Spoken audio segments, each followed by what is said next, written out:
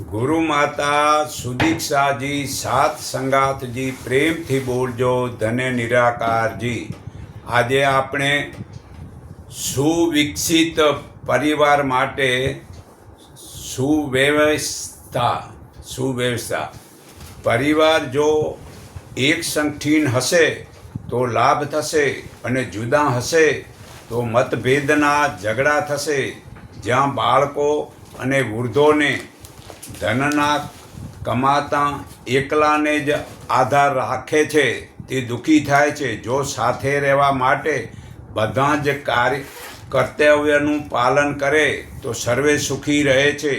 ઘરની એક જ વ્યવસ્થા પદ્ધતિ એવી હોવી જોઈએ જેમાં માતા પિતાને યોગ્ય સન્માન, શ્રદ્ધા, સુવિધા આપવાનું ખાસ ધ્યાન નાના લોકો આપવું જોઈએ. તેમના અનુભવના લાભથી નવી પેઢીને લાભ થાય છે. તો ખરેખર સુવિધા તો જ ઘરમાં રહે છે. કમાણી કરતા લોકો સર્વે કુટુંબની મિલકત સમજે અને પોતાને માટે ધન જરૂરિયાત વસ્તુમાં જ વાપરે, પરંતુ ખોટું ખર્ચ ન કરે. ધનથી બાળકોને શિક્ષણ, સ્વાસ્થ્ય, સંસ્કાર મળે તે જરૂરી છે.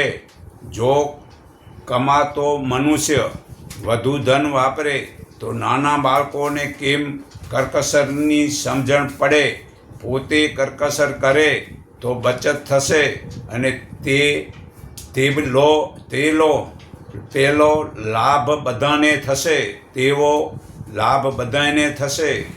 મોટા ભાઈઓ તે નાના ભાઈ બહેનોના પિતા સમાન માનવું જોઈએ.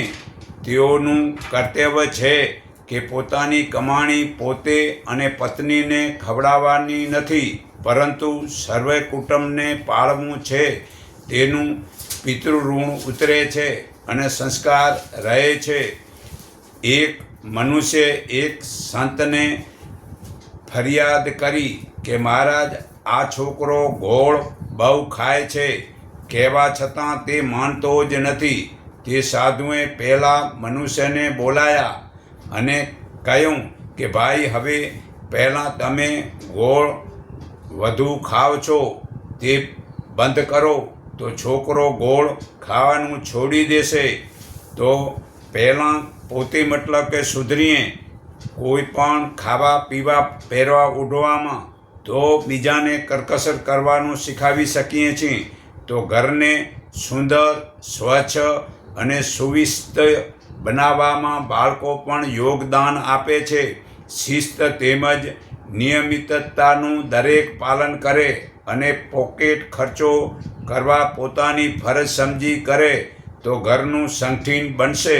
તો ખોટા રિવાજો ના કરે અને અંધશ્રદ્ધાઓમાં ઘણા પૈસા બગડે છે. શ્રી જગદીશચંદ્ર બોઝ કલકત્તા યુનિવર્સિટીમાં વિજ્ઞાન ભણાવતા હતા. એમની સાથે એક અંગ્રેજ અધ્યાપક હતા. તેમને વધારે પગાર મળતો હતો અને શ્રી જગદીશચંદ્રને પગાર તે અંગ્રેજના રૂપિયા જેટલો નહોતો. આ જોઈ તેમણે કહ્યું, જ્યાં સુધી મારો પગાર એમના જેટલો નહીં થાય ત્યાં સુધી હું પગાર જ નહીં લઉં. આમ કરવાથી આર્થિક તંગી થઈ. તેઓ દરરોજ હુગલી નદીને પાર કરીને યુનિવર્સિટી જતા હતા. હવે તો નાવના પૈસા ચૂકવવા પણ મુશ્કેલ હતા. એમની પત્ની અબલા વસુએ પોતાની અંગૂઠી વેચીને એક નાની હોડી ખરીદી લીધી અને જ્યાં સુધી અંગ્રેજોએ તેમની વાત ન માની લીધી ત્યાં સુધી અબલા બસુ જાતે જ હોડી ચલાવીને પતિને હુગલીની નદીની પાર લઈ જતી અને લાવતી હતી. તો આ સ્ત્રીઓએ આવી કુટુંબની મહેનતમાં મદદ કરવી જોઈએ. તો જ એકબીજાના મદદથી જ કુટુંબમાં પ્રેમ રહે છે. તો નિત્ય પરિવાર એકઠાના સ્વરૂપમાં વિચારો પણ એક જ હોવા જોઈએ અને તેની સમીક્ષા કરવાની પ્રણાલિકા એક જ તો હોવી જોઈએ તેઓ વધારે સારું ચાલે છે. શિક્ષક લોકો નીતિવાળા હોય તો આ શિક્ષણથી કુટુંબના ભાવનાત્મક વિકાસ અને અનુભવમાં ભારે વધારો થાય છે. તેનો આશાનો પૂરો લાભ થાય છે.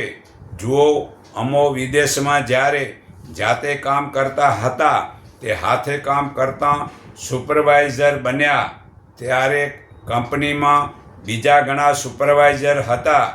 એક વખત જનરલ ફોરમને મને કહ્યું કે તમો બીજાને મદદ કરવા જાઓ. મેં કહ્યું જે બીજા સુપરવાઇઝરને હું મદદ કરવા નહીં જાઉં, કારણ કે મેં એમને કહી દીધું કે મારો પગાર અને તેનો પગાર સમાન છે, તે માટે હું નહીં જાઉં. મારો પગાર વધારો તો હું જઈશ. તો તરત જ પગાર મારો વધારી આપ્યો. તો આ અનુભવ અને ઈમાનદારી કરવી તેનું ફળ મળે છે. કરેલું ક્યારે પણ ફોકટ જતું નથી. અને જ્યાં સુધી ખરેખર સુપરવાઇઝર સમાન હોય અને પગાર એટલો જ લેતો હોય તો પછી આપણે એને મદદ કરવા ન જવું જોઈએ. અને જો પગાર વધારી આપે તો જવું. એ મારો પણ હું અનુભવ કહું છું. તો ખરેખર યજુર્વેદ 3:47 આળસને છોડે જે તે પરમાત્માને પામે છે. ધનનો સત્ય ઉપયોગ કરે તે જ પરમાત્માને પામે છે. આળસનો ત્યાગ કરી પુરુષાર્થી બનો. મૂર્ખતાનો ત્યાગ કરી વેદ જ્ઞાન મેળવો. મધુર બોલો ને એકબીજાને મદદ કરો. આથી આ લોકનું અને પરલોકનું સુખ મળશે. વેદોમાં જ્ઞાન અને વિજ્ઞાનનો અખૂટ ભંડારો ભરેલો છે. વેદ જ્ઞાનથી આપણું ભલું થાય છે. વેદોથી આપણને સંસારના પરમાત્માનું જ્ઞાન મળે છે. સંસારના બનાવનાર પરમાત્માનું જ્ઞાન મળે છે. મેળવેલ જ્ઞાનના સદુપયોગનો માર્ગ પણ દેખાય છે અને સાચી પરાકાષ્ઠા સુધી પહોંચી જવાય છે. આપણે ક્યારેક કોઈને ખોટા રસ્તા ઉપર જવાની સલાહ આપવી ન જોઈએ. બધાના હિતનું ધ્યાન રાખીને કામ કરવું જોઈએ. જીવન નાશવંત છે તેનો અર્થ એવો નથી કે સમયનો ખોટો ઉપયોગ કરીએ. આળસમાં અને નકામી વાતોમાં તે સમયને બરબાદ કરીએ. માનવીએ પ્રેરણા લેવી જોઈએ, ન કરવી જોઈએ. નકામો સમય બરબાદ ન કરવો જોઈએ. માનવીએ પ્રેરણા લેવી જોઈએ કે તે સમયનો સારી રીતે ઉપયોગ કરે. તેની અલ્પ કિંમત સમજીને વેડફવા ન દે. સમય જ્યારે યોગ્ય રીતે વપરાય ત્યારે તે સમય બચી શકે છે. પરમાત્માએ સમયરૂપી ધન આપવામાં કોઈ પ્રકારનો પક્ષપાત કર્યો જ નથી. નિર્ધન, સાવ ગરીબ, ધનવાન, મૂર્ખ, જ્ઞાની, સ્ત્રી, પુરુષ, બાળક, વૃદ્ધ બધાને આ સમયરૂપી ધનની સંપત્તિ ભંડાર એક સરખો જ આપ્યો છે. આ સમયને કોઈ વધારી કે ઘટાડી શકતો નથી. આળસ અથવા મૂર્ખતામાં આપણે આ સમયને ખોટી રીતે વાપરીએ છીએ.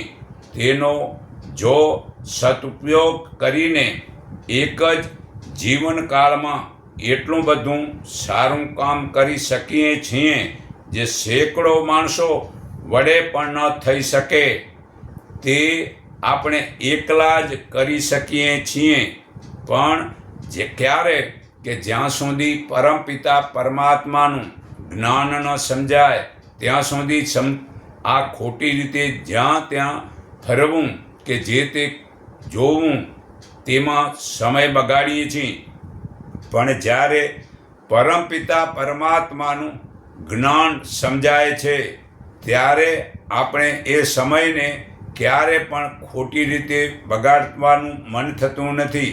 હા, કોઈ પણ પુસ્તક વાંચો, લખો, કંઈક વિડીયો બનાવો, પણ આ સમયને સદુપયોગ કરી બીજાને ઉપયોગ થાય એવું કાર્ય કરો, અથવા પોતાની ફરજમાં આવતું પોતાના કુટુંબનું, પોતાના સમાજનું, પોતાના રાષ્ટ્રનું કલ્યાણ થાય તેવું કરવું.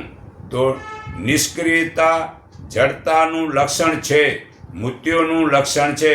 એટલે આળસુ, મૂર્ખ, અજ્ઞાની તથા દરિદ્ર લોકો નિષ્ક્રિય અને મરેલા જેવા જ હોય છે. જ્ઞાની વ્યક્તિ શાંત, સંતુલિત વૃત્તિના હોય છે અને તે જીવતા છે. તે જીવનનો એક એક પળનો સદુપયોગ કરે છે. જ્ઞાની આત્મિક પરમાનંદને મેળવે છે. તેઓ જીવનમાં સુખ અને સંતોષ મેળવે છે. તે ખોટા પાખંડ કરતો નથી. આત્માનું કલ્યાણ કેમ થાય છે? અથર્વવેદ 19:41. આત્મા કલ્યાણની ઈચ્છા રાખનાર પુરુષને પહેલાં તપની દીક્ષાનું સલાહ આપવામાં આવે છે. દીક્ષાની સલાહ એટલે પહેલું તપ કરવા પડે છે. તપની જ સલાહ આપવામાં આવે છે. એનાથી શરીરનું બળ વધે છે, મનોબળ વધે છે, પદ પ્રતિષ્ઠાનું બળ વધે છે અને સુખ પ્રાપ્ત થાય છે. સંસારમાં બધા જ મહાન પુરુષોએ તપની જ ભલામણ વધુ કરેલ છે. પરંતુ તપ એટલે શું છે? આજકાલ તપના નામે પાખંડ ખૂબ વધી ગયું છે. આપણા શરીરને જાત જાતના દુઃખ દેવું, એનું નામ તપ નથી. તપનો અર્થ છે ધર્મ, સત્ય અને ન્યાયના માર્ગ ચાલતા રહીને જે વિધિનો અને દુઃખો સામે આવે તેમને સહન કરતા રહીને આગળ વધતા જવું. તપનો અર્થ છે ભૂખ તરસ, ગરમી ઠંડી, સુખ દુઃખ, હર્ષ શોક, માન અપમાન વગેરે પ્રત્યે સમાન ભાવ રાખી તેમને સહન કરવા. તપનો અર્થ છે ભોજન, વસ્ત્ર, વ્યાયામ, વિશ્રામ, સ્વાધ્યાય વગેરે બાબતમાં જરૂરિયાત પ્રમાણે અનુકૂળ આચરણ કરવું, જેના વડે શરીર પૂર્ણ રીતે સ્વસ્થ રહે. ગીતા અધ્યાય 17 શ્લોક 14-19 તપ વિશે જાણો તો દેવ, બ્રાહ્મણ, ગુરુ, વિદ્વાનો, માતા પિતાનું પૂજન અને પવિત્રતા, સરળતા, બ્રહ્મચાર્ય, અહિંસા એ શરીરનું તપ કહેવાય છે. કોઈને દુઃખ ન કરનારી, સત્ય અને પ્રિય અને હિતકારી વાણી બોલવી તથા વેદશાસ્ત્રનો અભ્યાસ અને પરમાત્માનું નિત્ય સ્મરણ એ વાણીનું તપ છે. મનની પ્રસન્નતા, સૌમ્ય ભાવ, મૌન, આત્મા સંયમ અને ભાવનાની શુદ્ધિ એ મનનું તપ છે. ફળની ઈચ્છા વિના પરમાત્મા પરાયણ મનુષ્યોએ ઉત્તમ શ્રદ્ધાથી આચરેલા એ 3 પ્રકારના તપને સાત્વિક કહે છે. પૂજવાની ઈચ્છાનો નાશવત તપ કહે છે. બીજાનું ખોટું કરવાના હેતુને તામસ તપ કહે છે. તપનો અર્થ એ જ છે કે મનુષ્ય પોતાનો સ્વાર્થ છોડી બધા લોકોનું ભલું થાય. બધા મનુષ્ય તે ભગવાનની મૂર્તિ જ છે. આપણું ભારત રાષ્ટ્ર સ્વર્ગાધિક કેમ બને? સમાજ અને રાષ્ટ્રના હિત માટે આપણું સર્વસ્વ ત્યાગી દેવું, એનું નામ તપ છે. આપણે પણ તપના સાચા અર્થને સમજીને તેને દૈનિક જીવનમાં ઉતારીશું તો ચોક્કસ પ્રગતિના શિખરે પહોંચશું. પરંતુ ભૂલથી ક્રિકેટ, ટીવી, મોબાઈલમાં સમય ન બગાડો તો ભારત જગતગુરુ બનશે. ખરેખર ટીવી, મોબાઈલમાં ખોટી રીતે ન જોવા સાંભળવાનો સમય જેટલો બગાડીએ છીએ તેટલું આપણે આત્માનું કલ્યાણ થવામાં બહુ ઓછું જ્ઞાન થશે. તો ખરેખર પરમાત્મા શરીર અને મનનો માલિકની સેવા કરો. પરમાત્મા આ શરીર અને મનનો માલિક છે, તેની સેવા કરો. તો રઘુર્વેદ 10:121-2 અને યજુર્વેદ 25:13 બંનેમાં પરમાત્મા સૃષ્ટિના માલિક છે. તો હે આત્મા, મન અને શરીરના માલિક પરમાત્મા છે. અમે જ્યારે આપનું અનુશાસન અર્થાત સત્ય કાર્ય કરીએ છીએ ત્યારે જીવતા રહીએ છીએ. ખોટા કાર્યોથી અમારો નાશ થાય છે. એટલા માટે હંમેશા સારા માર્ગ પર જ ચાલીએ. આ સૃષ્ટિના સ્વામી ભગવાન છે. તેમણે દરેક વસ્તુને બનાવીને તેની મર્યાદાઓ પણ નક્કી કરી દીધી છે. દરેક પદાર્થ તથા પ્રાણી માત્ર પોતાની નિયમ મર્યાદામાં રહીને જ ઈશ્વરીય ઉદ્દેશનો પૂરો કરે છે. માત્ર મનુષ્ય જ પોતાની પ્રકૃતિનો ખોટો ઉપયોગ કરે છે અને દુઃખ ભોગવે છે. અને મર્યાદામાં રહીને વિવેક થાય છે. મર્યાદામાં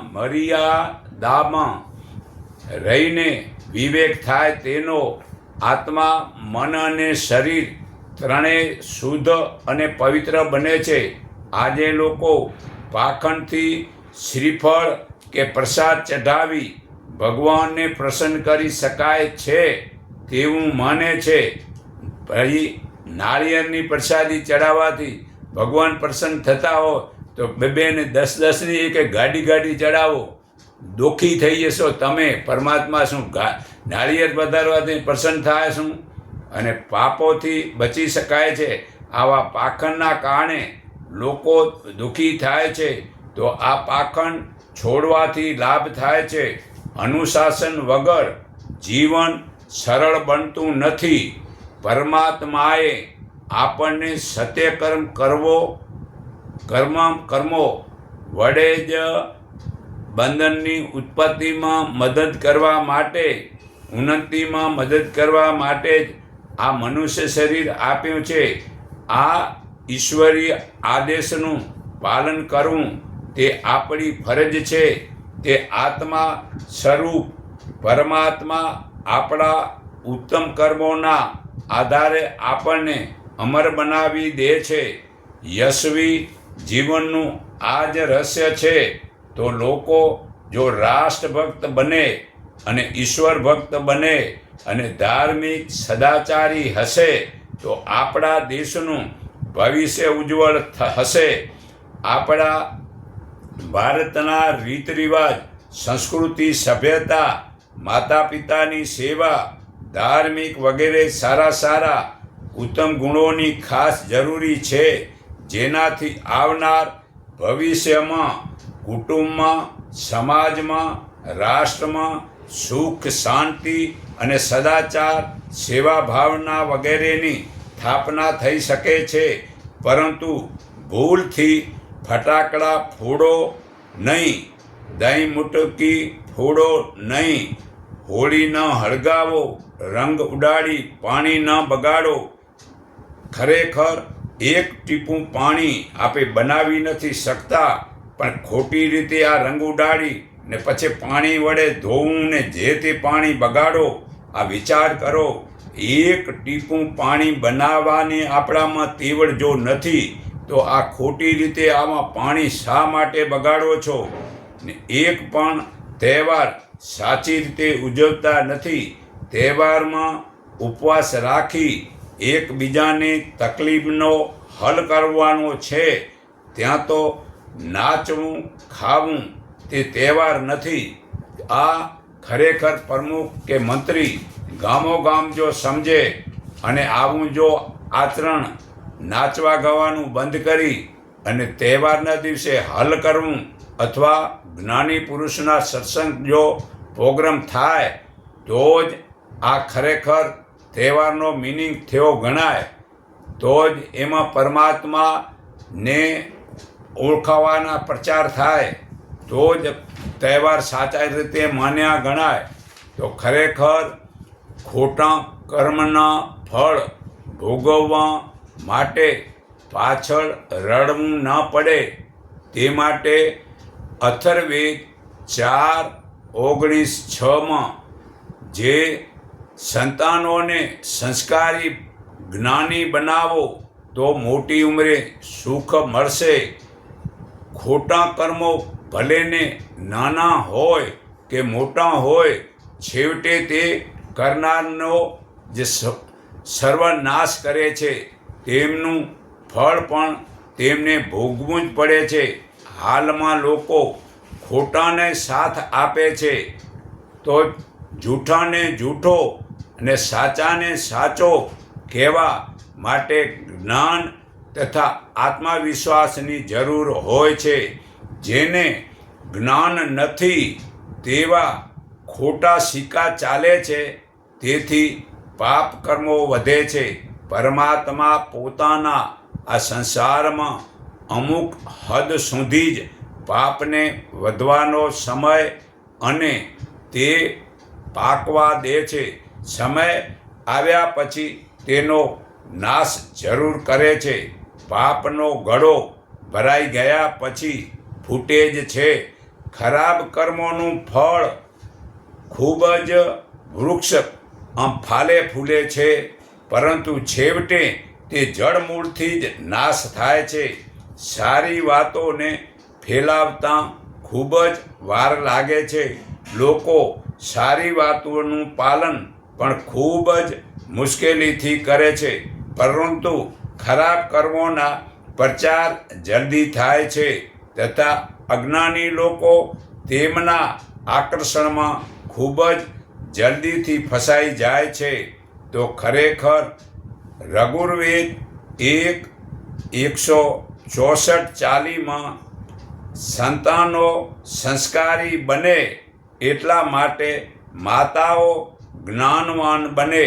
જે સ્ત્રીઓ સદાચારી પુરુષની સાથે લગ્ન કરી સંતાનો પેદા કરે છે અને તેમને સંસ્કારવાન બનાવે છે, તેનાથી સમાજનું ગૌરવ વધે છે.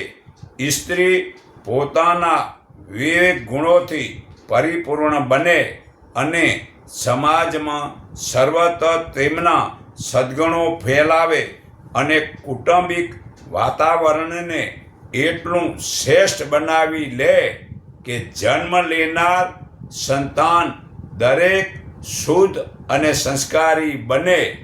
માતા પિતાના સંસ્કારોનો પ્રભાવ બાળકોમાં ગર્ભના સમયે પડે છે અને તે સંસ્કાર તેમનામાં જીવન પ્રત્યત રહે છે.